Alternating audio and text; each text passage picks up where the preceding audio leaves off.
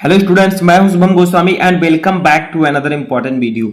Student, इस video में मैं आपके लिए लेकर आया हूं 12th केमिस्ट्री के 17 बहुत ही महत्वपूर्ण प्रश्न। यानी कि इस वीडियो में हम 12th केमिस्ट्री के चैप्टर 1 से चैप्टर 4 तक जितने भी इंपॉर्टेंट क्वेश्चन हैं उनको इस वीडियो में हम डिस्कस करेंगे।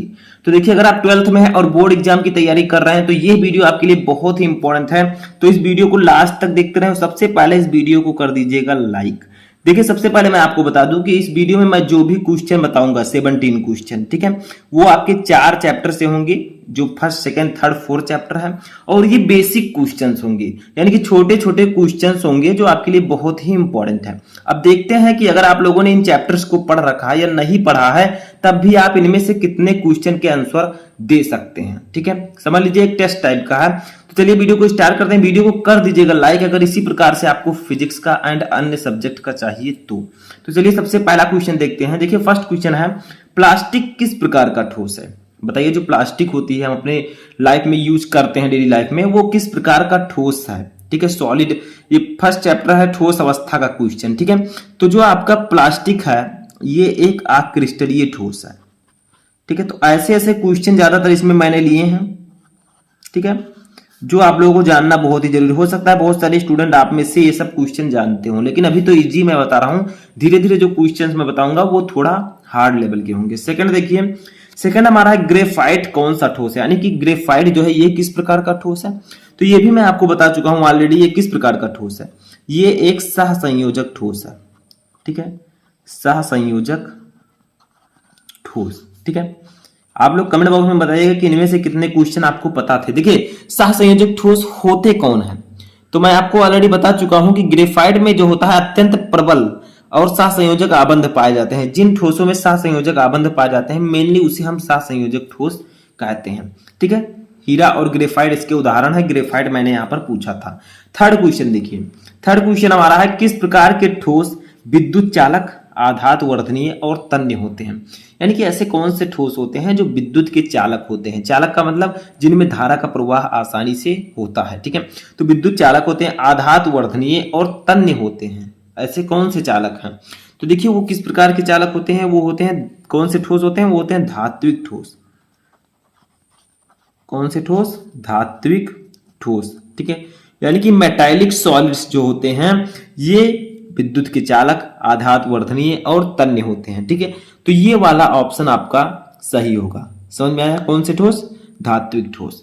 नेक्स्ट क्वेश्चन देखिए, फोर्थ क्वेश्चन हमारा है, एक क्रिस्टलीय ठोस में कौन सी व्यवस्था पाई जाती है? यानी कि जो क्रिस्टलीय ठोस होता है इसमें जो अवयवी कण होते हैं वो किस व्यवस्था में रहते हैं? कौन सी व्यवस्था इनमें पाई जाती है? तो मैं आपको बता चुका हूं, जो एक क्रिस्टलीय ठोस होता है इसमें दीर्घ परासकोट पाई जाती है। ठीक है, दीर्घ परासकोटि। ठीक है, वीडियो हेल्पफुल लगे तो वीडियो को लाइक करते हुए चलिएगा। कमेंट बॉक्स में बताइएगा कि कितने क्वेश्चन आपको पता थे। तो जो क्रिस्टलीय ठोस होता है उसमें दीर्घ परासकोटि व्यवस्था पाई जाती है, यानी कि उनके अवयवी कण दीर्घ परासी व्यवस्था में उपस्थित होते हैं। वही अक्रिस्टलीय ठोस की बात की जाए तो वहां पर दीर्घ के स्थान पर लघु परासकोटि। ठीक है, तो इतना आप लोग याद रखिएगा। नेक्स्ट क्वेश्चन देखते हैं।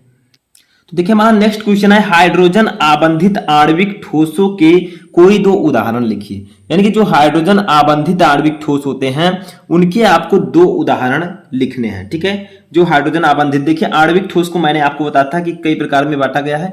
उसी का जो आणविक ठोस का ये एक प्रकार है हाइड्रोजन आबंधित आणविक ठोस। तो इसका एक होता है बर्फ। ठीक है, बर्फ जिसको हम H2O से भी डिनोट करते हैं, यानी कि H2O का जो सॉलिड होता है, सॉलिड स्टेट, ठीक है, उसे हम बर्फ कहते हैं। जैसे आप पानी को ज्यादा ठंडा कर दें, ठीक है, उसे ठोस अवस्था के रूप में, ठोस के रूप में कर दें तो वो क्या बन जाएगा? वो बर्फ बन जाएगा। तो इसका जो एक उदाहरण है बर्फ है। ठीक है, उसके बाद में एक अमोनिया NH3 जो भी ठोस अवस्था में हो, सॉलिड में, तो ये दोनों जो है हाइड्रोजन आबंधित आणविक ठोस के उदाहरण है, यानी कि इसमें हाइड्रोजन बंध पाया जाता है। ठीक है, तो H2O एंड NH3, ठीक है, दोनों सॉलिड अवस्था में होने चाहिए, यानी कि ठोस अवस्था में दोनों होने चाहिए। अब हम लोग देखेंगे अपना नेक्स्ट क्वेश्चन। ठीक है, तो देखिए छठवां क्वेश्चन हमारा यहां पर है, क्रिस्टल जालक में ऋण आयनों के द्वारा उत्पन्न रिक्त स्थान जिसमें इलेक्ट्रॉन भरे हों उसे हम क्या कहते हैं। यानी कि क्रिस्टल जालक में जब कोई ऋण आयन अपने स्थान से लुप्त हो जाता है तो उसके स्थान पर इलेक्ट्रॉन आकर बैठ जाता है, ठीक है। तो वहां पर रिक्त स्थान हो जाएगा और इलेक्ट्रॉन आकर बैठ जाएगा, तो उस स्थान को हम क्या कहेंगे। तो मैं आपको भाई कई बार बार बार बता रहा हूं कि उसे हम लोग एफ केंद्र कहते हैं, ठीक है। और एफ केंद्र अगर आपके क्रिस्टल में आ गया तो क्या होगा, आपका क्रिस्टल रंगीन होने लगेगा। जैसे आप लोग कहीं कहीं देखते होंगे जो नमक होता है NaCl, ठीक है, ये जो नमक होता है ये कभी कभी व्हाइट के स्थान पर पीला दिखाई देता है। तो क्यों, क्योंकि उसके अंदर जो ऋण आयन है, ठीक है, उनके स्थान पर क्या हुआ है, आपका इलेक्ट्रॉन आकर बैठ गया है और एफ केंद्र उपस्थित हो गया जिससे सफेद से वो पीला पड़ गया, ठीक है। तो एफ केंद्र होता है अगर क्रिस्टल जालक में ऋण आयनों के द्वारा उत्पन्न, यानी कि ऋण आयन चले जाते हैं, वहां पर जो रिक्त स्थान उत्पन्न हुआ उसमें अगर इलेक्ट्रॉन आ जाए तो उसे हम एफ केंद्र कहते हैं। नेक्स्ट क्वेश्चन देखिए, नेक्स्ट क्वेश्चन है, ZnO के क्रिस्टल जालक को गर्म करने पर किस प्रकार का दोष उत्पन्न होता है। यानी कि अगर आप जिंक ऑक्साइड ZnO के क्रिस्टल जालक को गर्म करते हैं तो उस क्रिस्टल जालक में कौन सा दोष उत्पन्न होगा, ठीक है।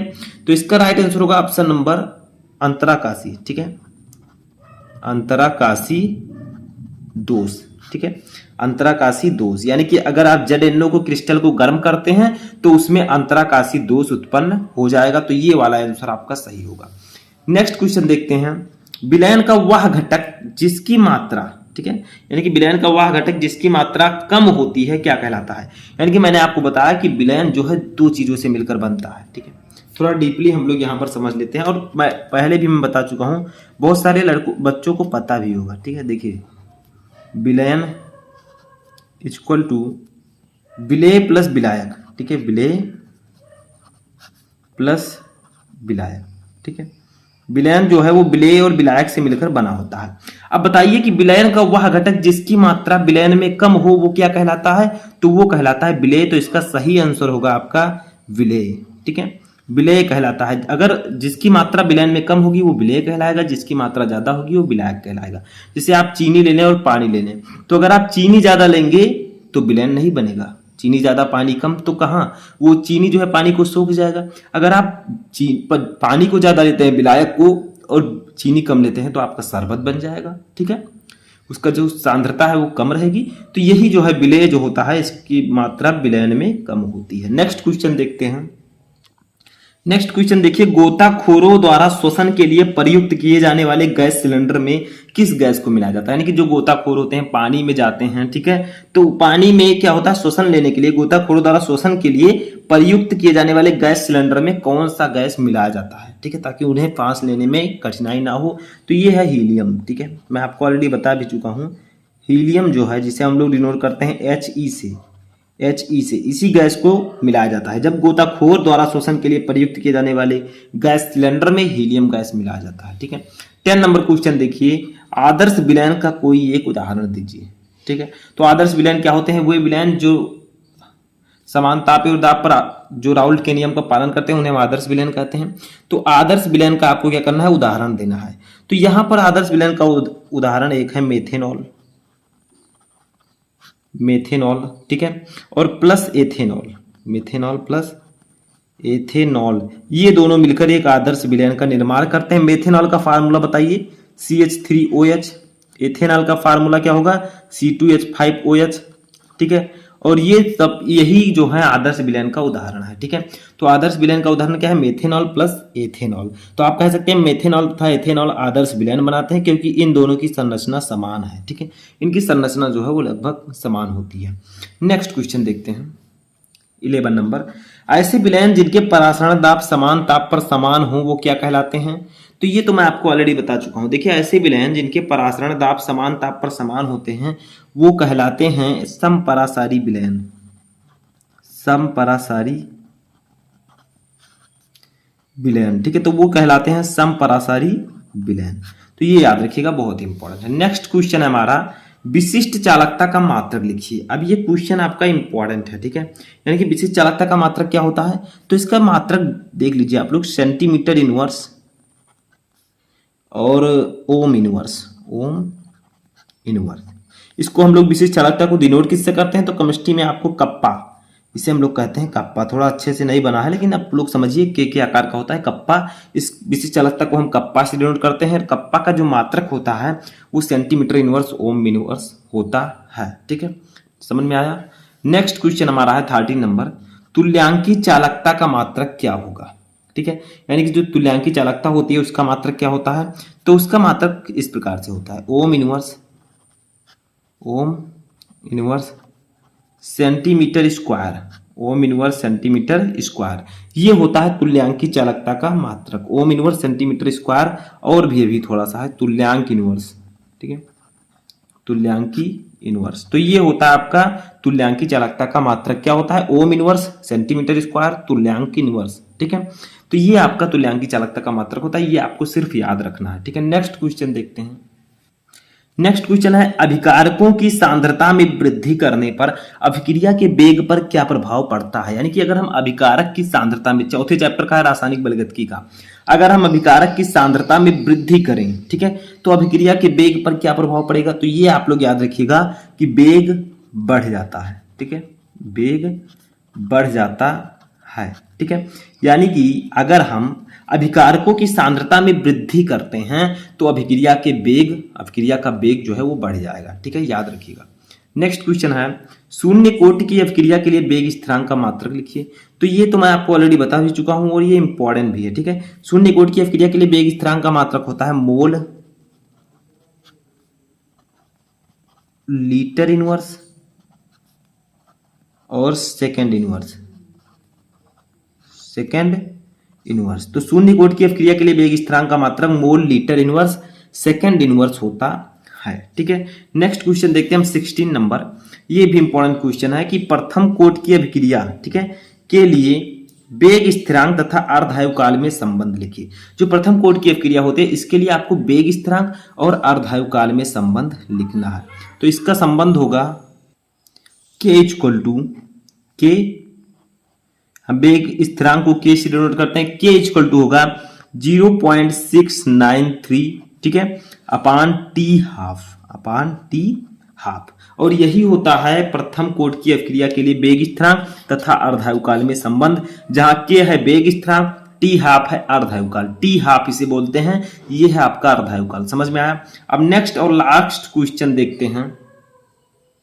तो देखिए नेक्स्ट क्वेश्चन हमारा क्या है कि एक अभिक्रिया का वेग के, अब ए आपका है, ए क्या है, ये अभिकारक है, ए और बी अभिकारक है और के हम लिखते हैं आगे, ठीक है, वेग के लिए।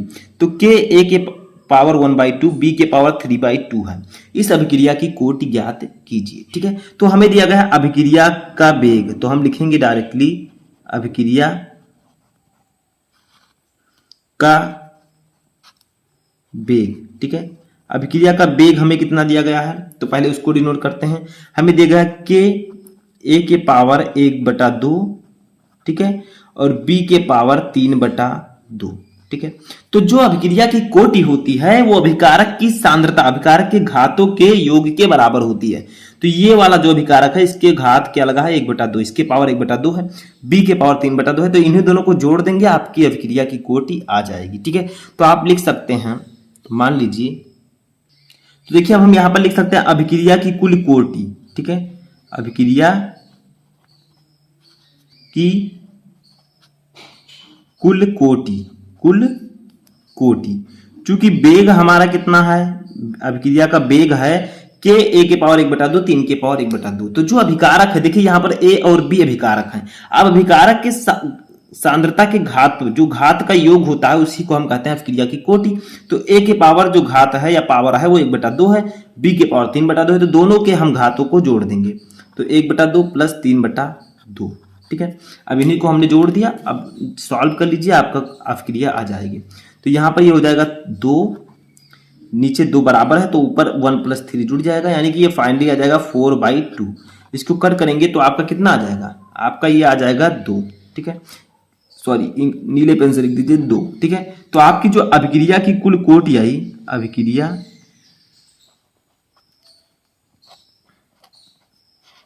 की कुल कोटि, ठीक है, कुल कोटि वो कितनी आई, 2 आई। तो आप लोग क्या कह सकते हैं, ये कौन सी अभिक्रिया है, तो ये द्वितीय कोटि की अभिक्रिया है। तो आप लिख सकते हैं अर्थात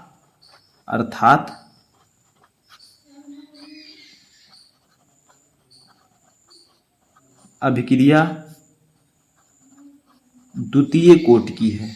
ठीक है, द्वितीय कोटि की है।